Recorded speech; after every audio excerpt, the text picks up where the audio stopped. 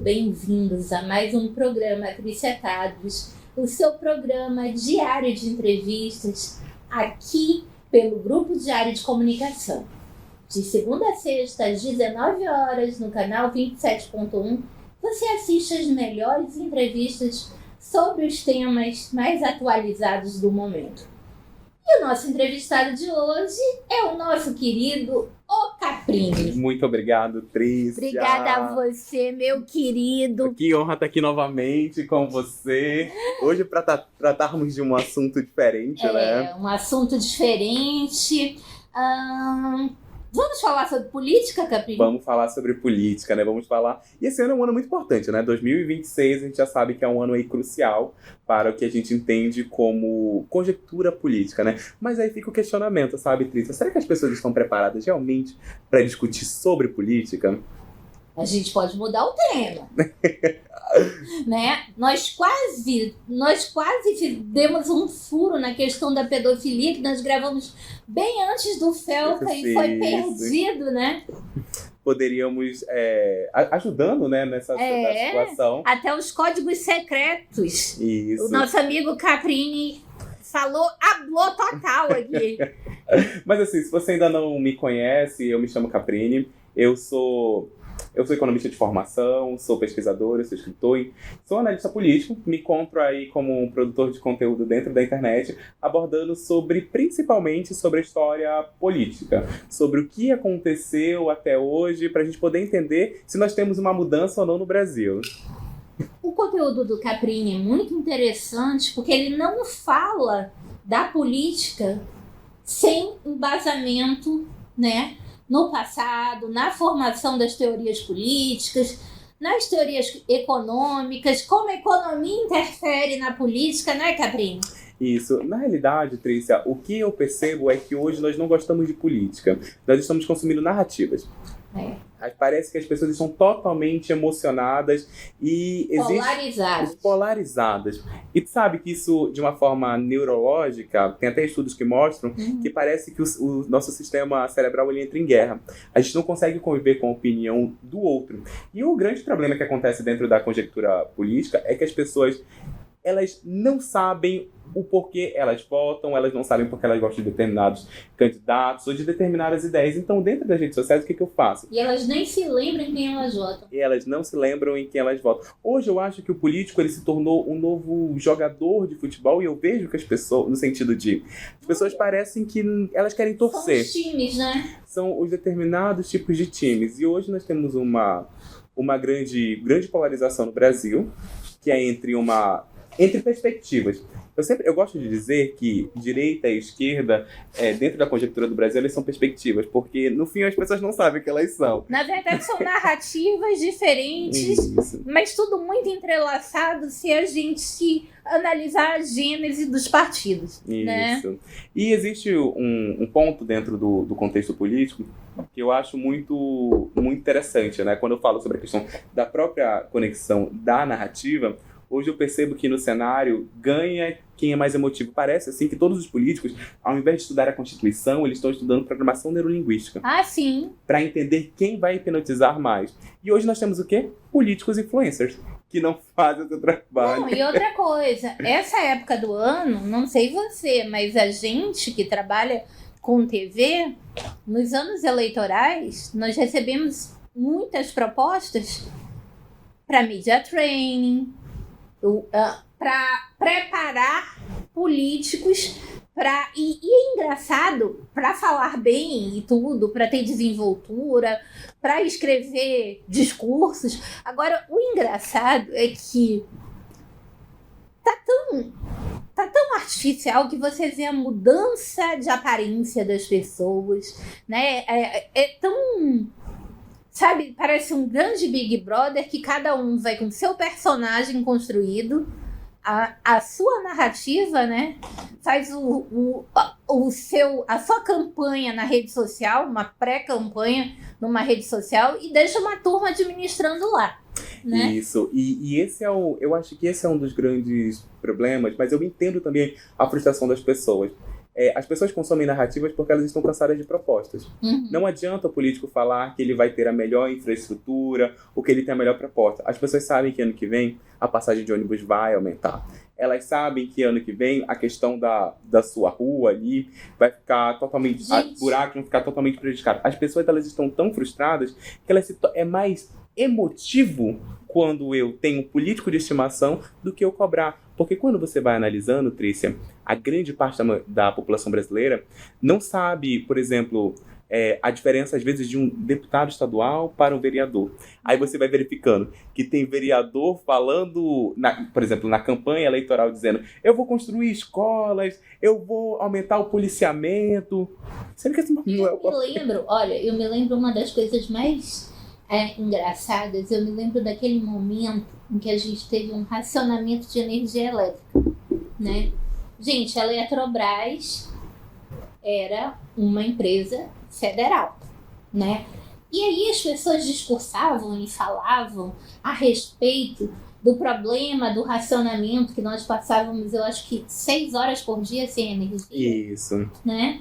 E aí falavam assim, não, isso é problema do prefeito. Gente, a única pessoa que não tem absolutamente nada a ver com isso é o prefeito. Isso, né? Agora, o prefeito tem a ver com uma série de problemas que as pessoas acham que é culpa e obrigação do governador.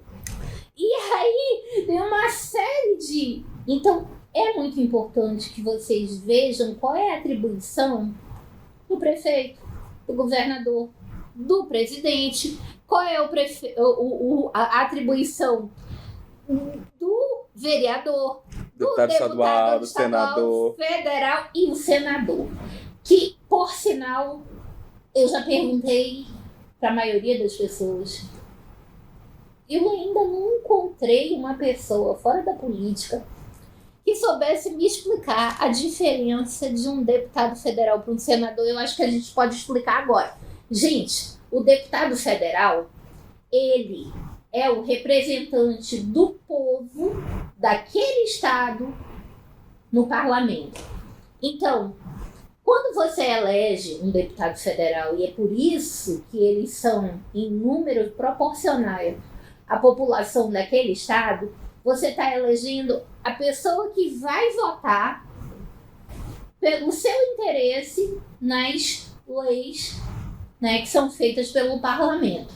Quando você elege o senador, você está elegendo o representante do seu estado. É por isso que eles são sempre no mesmo número, em número de 3. Então, a diferença do deputado federal para o senador é que o senador ele é do mesmo número em cada estado da federação e defende aquele estado da federação. Então, o nosso senador ele vai defender Zona Franca de Manaus, ele vai defender benefícios para cá, para o nosso estado. O deputado federal ele vai defender a vantagem daquele povo, certo? O deputado estadual vai defender a nível estadual, não lá em Brasília, mas aqui, né, os interesses, né, os teus interesses estaduais. E o vereador faz parte do parlamento municipal. Ele é o fiscalizador, né? Ele que vai fiscalizar buraco de rua.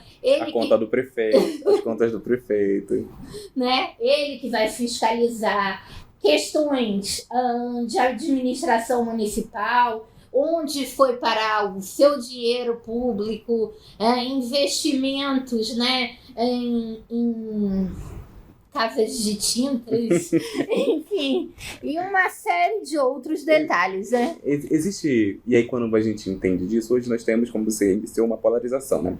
Entre direita e a esquerda, e eu vejo que esses polos, eles não conseguem conversar. Eu sempre digo, Trícia, que a direita e a esquerda, elas lutam pela mesma coisa, os mesmos fins, mas eles procuram meios diferentes, como, por exemplo, é a questão emprego e renda, a própria questão da própria segurança, educação e saúde. Todo mundo quer o bem-estar da coletividade. A diferença é que existe uma direita liberal que ela vai lutar realmente pelo Estado mínimo, ela acredita que o Estado... E eu acho engraçado, desculpa, Caprine, te interromper, quando falam, extrema-direita, gente, não existe extrema-direita no Brasil. Não existe extrema-direita no Brasil. E aí, acho que você já trouxe um ponto muito interessante sobre extrema... O que é extrema-direita? A extrema-direita, há 2 anos atrás, era vamos derrotar o bolsonarismo. Aí, na época do Temer, era vamos derrotar o fascismo. Fora Temer. O fascismo está constituindo o Brasil. Aí, depois disso, vamos derrotar o conservadorismo. Lembra? Nos primórdios, ele inicia, vamos destruir o capitalismo. Primeiro de tudo, gente, fascismo... não é uma ideologia de direita. Fascismo é filho do mesmo pai, da mesma mãe, do comunismo. Isso. O que mais? Do nazismo. Do nazismo. Todos eles têm a questão da própria emancipação do Estado tomando de conta da sua vida.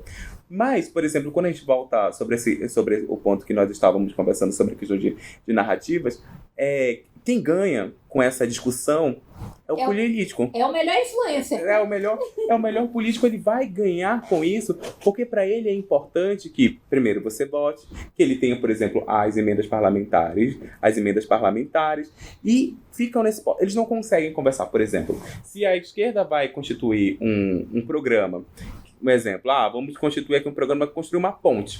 E a direita não... essa proposta é de direita, é da esquerda. A direita tem, na sua grande questão no Brasil, ela fazer o quê? Ela discordar. Da mesma forma como eu vejo uma determinada ignorância dentro da próprios políticos de direita, que eu digo, eles não sabem o que é direita. Eles não sabem o que é, se eles são conservadores, se eles são liberais. E aí depois, e quando eles se permitem falar assim, não existe, eles falam, né? Não existe uma extrema-direita, mas você sabe explicar para o outro o porquê não existe uma extrema-direita? Porque não adianta eu só combater se eu não consigo explicar. Aliás, ninguém sabe exatamente o que quer dizer direita e esquerda, gente. Isso quer dizer, isso vem ali de como eram distribuídos os assentos no na parlamento. Revolução Francesa, né? E eu acho engraçado Tracy, que as pessoas não percebem que a construção eu sempre falo que a corrupção ela começa pela linguagem. E aí eles ficam assim, a esquerda está lutando contra a extrema-direita. E aí as pessoas ficam olhando... como assim? Um extremo? Ninguém gosta dos extremos. Tá lutando por um lado que é mais posicionado. E a extrema a extrema esquerda, ou seja lá a esquerda mais identitária, eles vão se posicionar como progressistas, como identitarismo. E parece... E depois se dizem democratas e dizem que quem não for de esquerda não é democrata. Não. Gente, democracia é governo do povo, é um governo que é eleito pelo povo, da vontade do povo, né? Agora, o fato desse povo escolher um partido considerado mais à direita ou mais à esquerda, não quer dizer que faltou democracia. O povo está escolhendo da mesma maneira. Bom, a gente quando fala, Caprine, o negócio voa. Já acabou o primeiro bloco e a gente volta já depois do intervalo comercial.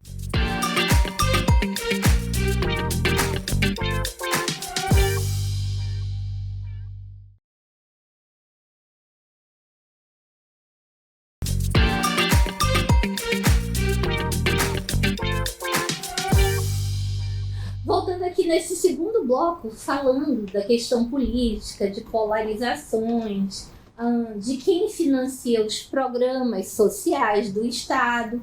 Em primeiro lugar, gente, acho que é bom que fique muito claro. Nenhum Estado, nenhum governo, ele tem dinheiro, recursos, né? Existe uma maneira do Estado, governo, ter dinheiro através da arrecadação de tributos. É só essa maneira, né? E existe uma necessidade de um equilíbrio entre as contribuições e os gastos, né? Ninguém na sua casa quando você administra a sua casa, a sua empresa, ninguém pode gastar mais do que arrecada, porque vai ficar no negativo.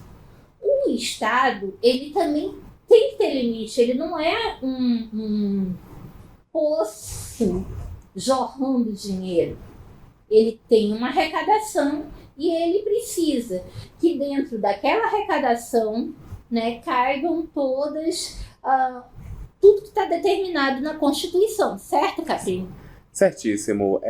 Quando você fala sobre esse ponto da questão da arrecadação, a gente estava conversando até no questão dos bastidores sobre a questão do Bolsa Família, né?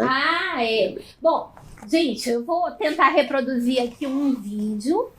Não é esse vídeo que está mais viralizado, das 3 moças do Maranhão. Esse eu vi. Esse eu vi. Esse eu fiquei com raiva. Não, esse eu acho que ele é muito mais ensinado. Uhum.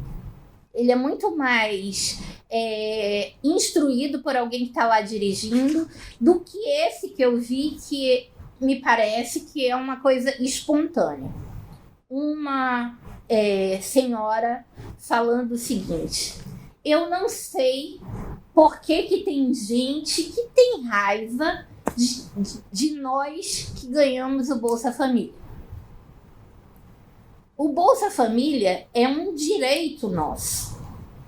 É um direito nosso de receber o dinheiro do governo. O dinheiro do Bolsa Família não é de quem reclama. O dinheiro do Bolsa Família é do governo. Se você estiver achando que você está trabalhando muito e quer receber o Bolsa Família, vá lá e se inscreva para receber o Bolsa Família. Gente, em primeiro lugar, com todo respeito à senhora que fala esse nível, esse texto, que esse não me parece ensaiado, me parece espontâneo, mas ela não tem a menor ideia do que ela está falando. Ela está falando somente o que ela aprendeu na vida, e é por isso que se eliminou organização social e política brasileira, ou educação moral e cívica. Essas disciplinas, ao contrário do que as pessoas pensam que era para que as pessoas aprendessem as regras do governo militar, não. Essas eram disciplinas para as pessoas aprenderem os seus direitos. Hoje ninguém sabe mais qual é o seu direito. Vamos lá, analisando esse texto, Caprini, começa a analisar a quantidade de absurdos que ela fala, não porque ela tem uma culpa, mas que para determinados governos interessa que você não saiba como funciona nada mesmo, porque fica muito mais fácil ser manobrado. Então, Trícia, se ela tem o direito, quem é que tem o dever? A gente tem que já parte desse próprio questionamento. Hoje, as pessoas precisam entender que o governo ele não reproduz absolutamente nada. A forma como o governo ele vai se remunerar é através dos seus impostos. Então, desculpa.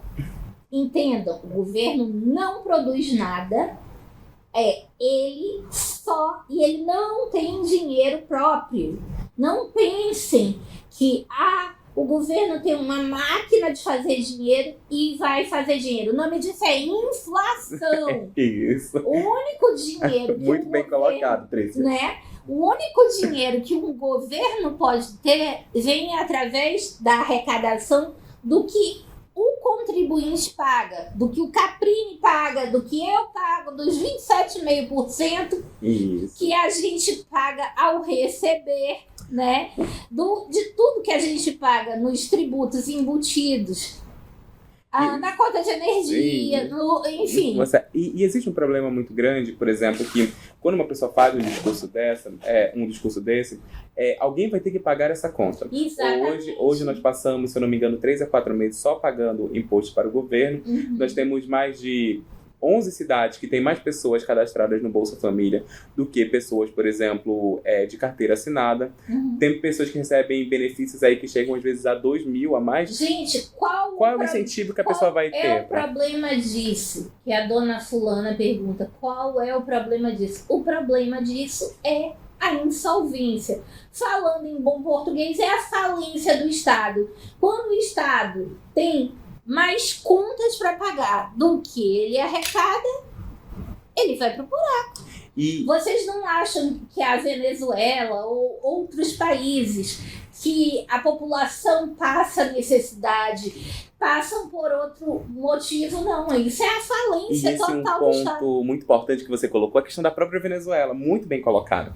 A Venezuela, ela se torna esse caos que ela está vivendo hoje em dia por causa desses programas de assistencialismo social. É um Estado super protetor que vai chegar com a pessoa e vai dizer, não é preciso você fazer nada. Porque o chavismo, ele entrou ensinando o povo a viver dependente de programas sociais do governo. E aí a pessoa fica sem incentivo para produzir. Fica totalmente dependente do Estado. E essa cultura que tem do que o Estado é a questão do direito, isso acaba respingando provavelmente no nosso telespectador que está assistindo. Porque eu sempre digo que nós financiamos tudo 3 vezes. Como, por exemplo, você financia através do seu imposto a questão da saúde. Mas você não tem uma saúde de qualidade, porque a lógica do imposto é essa. O Estado vai pegar um dinheiro seu e vai te devolver em benefícios.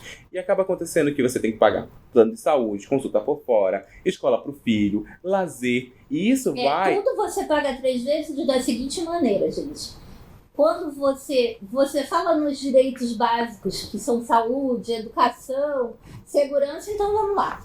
Quando você quer ter saúde, você paga uma vez para ter a saúde através do SUS, só que o SUS não é suficiente para atender todo mundo. Aí você paga um plano de saúde. Mas o plano de saúde, para não quebrar, ele não garante tudo. Aí você paga o SUS, você paga o plano de saúde, você paga com E a gente está falando de uma família, por exemplo, de 5 pessoas, que aí ele paga tudo multiplicado, os 5 por 3, 15 vezes, por 3. Aí, se você vai pagar a educação, você vai pagar pela educação pública, mas teu filho não tem direito a uma vaga numa boa escola pública, é muita gente querendo. Aí você paga escola 2 vezes. Aí, para que ele fique acompanhando uma boa escola, tem que ter o reforço. É a 3ª vez. Da mesma maneira que a segurança,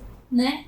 Vamos lá. Você paga a segurança para o Estado, mas aí não é suficiente, você tem que morar num lugar com câmeras de segurança e paga uma empresa de segurança, o que não é suficiente. Aí no teu carro tem que pagar um seguro, tem que pagar o GPS. Aí você vai morar num condomínio fechado com a segurança paga mais uma vez, ou seja, o governo, ele arrecada para pagar as despesas para todo mundo. Agora, no momento que você está recebendo alguma coisa do governo, tenha certeza que tem gente por trás pagando. E eu acredito firmemente que a miséria do povo é o voto do político, né? É necessário ter a manutenção da miséria para que essas pessoas continuem votando. Você vê os venezuelanos falando. Inclusive, a grande maioria recebe Bolsa Família, viu? Não, eles falando. A miséria da Venezuela tem seu nascimento nas políticas sociais do Hugo Chávez. A partir do momento em que as pessoas ficaram dependentes, hoje elas não têm vida própria. Gente, a independência é o grande fator de liberdade de opinião, de ação, de tudo. Você precisa ser independente. Porque você, dependendo de políticas sociais, claro que políticas sociais elas devem existir em momentos de extrema necessidade. Isso aí ninguém é contra isso. Mas a partir do momento que se eterniza, aí não tem sentido, gente. Existe o ponto que quando você fala sobre a questão quando a gente está falando sobre a questão da própria miséria, a própria miséria do povo, a gente precisa, quando você traz também sobre a falta de educação política, eu sempre analiso no viés que não é interessante que haja essa educação política, por exemplo. As pessoas pensam que quem fez o Bolsa Família foi o Lula. Mas não, gente. O Bolsa Família, já era vários programas que aconteciam. Brasil Escola da Ruth Cardoso. Aí tinha um Vale Gás, aí tinha um Vale... E ele uniu tudo. O nascimento do Bolsa Família era o seguinte, ele era um programa condicionado à matrícula escolar. Então, para que os pais mantivessem os filhos matriculados e frequentando a escola, recebia um valor em dinheiro. E aí foram incluindo alguns programas e depois juntaram todos esses programas no Bolsa Família. E o Bolsa Família hoje não é mais uma política de governo para estimular algo, né? Estimular o estudo, estimular o aprendizado. Não, hoje ele é meio de vida. É uma decisão. Vou ter Bolsa Família e vou ficar escravo desse governo. E existe uma situação que, por exemplo, aqui no estado do Amazonas, as pessoas têm vários auxílios, né? Tem um auxílio do governo estadual, tem vários modelos de auxílio. E você percebe, Trícia, teve uma pesquisa aqui tem estados que tem, auxílio federal, auxílio estadual tem e auxílio municipal. Tem uma pesquisa que fala, por exemplo, a prioridade de educação na vida do seu voto, né? E a gente fala muitas vezes, eu voto pela educação. Mentira. O brasileiro, a prioridade de educação dele é a 7ª. O primeiro ponto é o assistencialismo social. Eu lembro nas eleições de 2018 que o declínio de talvez uma possível perda do Bolsonaro naquela época era porque veio uma fake news, no caso que ele iria acabar com o Bolsa Família. E na realidade ele queria fazer um outro programa que era a questão do próprio Auxílio Brasil.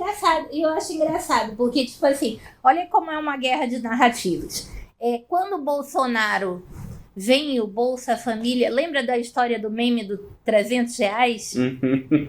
Faz mais de 10 anos que eu recebo Bolsa Família, não dá nem para comprar uma calça para minha filha, porque uma calça para uma jovem de 16 anos é mais de R$300.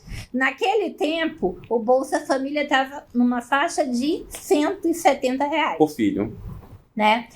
O que acontece? Vem o Bolsonaro e vem a pandemia. O Auxílio ao Brasil passa a ser de R$600. R$1.200 para mães solos. Pois é. Aí presta atenção. Quem é que estava pagando mais? Pois é, né? Mas aí a narrativa é o quê? Vai acabar com Bolsa Família porque esse é um benefício temporário. Mas, claro, qualquer benefício no mundo é temporário. Você sabe, quando a gente tava falando hoje que as pessoas não consomem política, consomem narrativas, e quando você... E a narrativa não é sobre o fato de quem é o certo ou errado, ou de quem é meu político de estimação. Gente, nós dois, nós não temos político de estimação, nós não somos de direita nem de esquerda, nós apenas estamos pontuando, né? Pontuando da maneira que nós estudamos, tá? Seja você de esquerda, ou seja você de direita, ou seja você de centro, você tem que ter o direito de aprender da mesma maneira que nós tivemos. E aí depois você decide qual é o seu partido político. Qual é a maneira que você quer, mas saiba. Hoje, alguém vai pagar essa conta. Por exemplo, o que nós estamos percebendo que o governo federal, o governo atual, ele está fazendo vários gastos.